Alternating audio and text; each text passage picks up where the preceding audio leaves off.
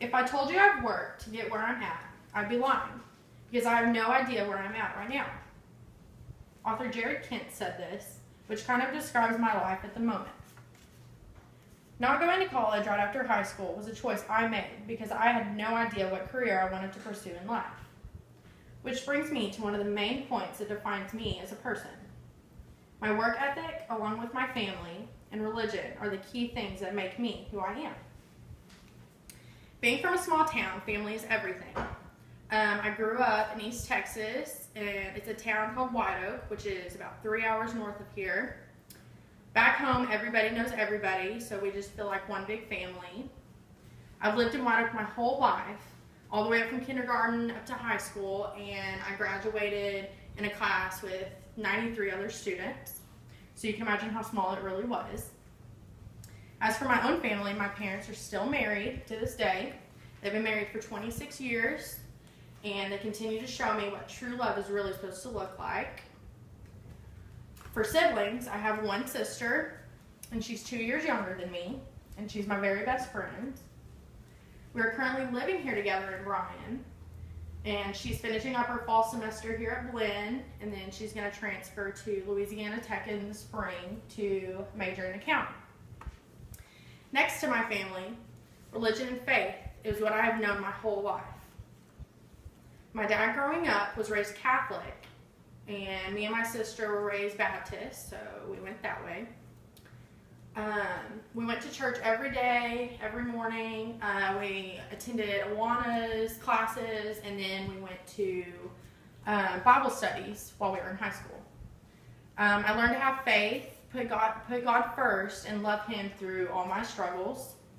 Even though I don't pray as much as I used to when I was younger, I still believe in Him and know that He will take care of me under any circumstance. Finally, and most importantly, my work ethic is something I've always seen as one of my stronger qualities.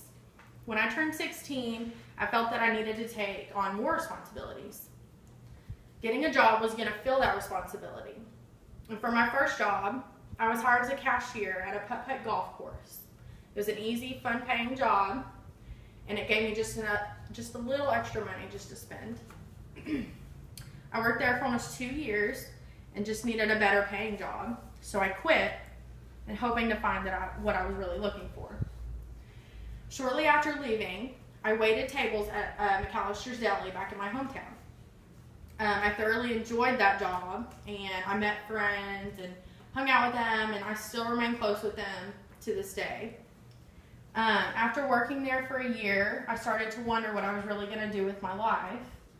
I needed to make a career for myself, and waiting tables just wasn't cutting it.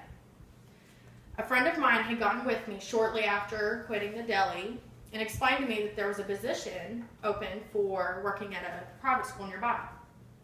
She personally knew the director and wanted to know if I was in any way interested. Of course I was interested, so she pulled some strings and got me hired at the school as an extended day teacher.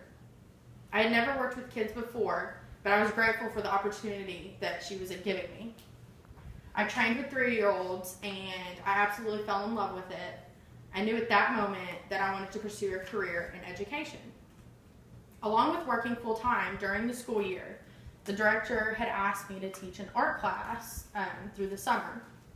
And art was a favorite subject of mine in high school. I was really good at it. It was just a second nature to me, and it just came easy. I taught these kids for 2 years and loved every minute that I spent with them. I loved how their minds worked, and I just loved how adventurous they were. The experience gave me hope for the future, and it was one I would never forget.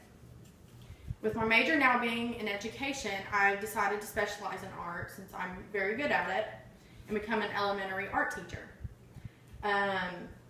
Not this spring, but next fall, I would like to transfer to SFA or the University of Texas in Tyler and finish my school there. And then once I graduate, I would like to move back home and work as an art teacher back at my school. And as I thought about how I define myself, I came to the conclusion that it is through these things that drive me to be a better person. My work ethic, along with family and religion, are the key things that make me who I am. Even though these things aren't necessarily things, they express who I am and who I continue to be as a person.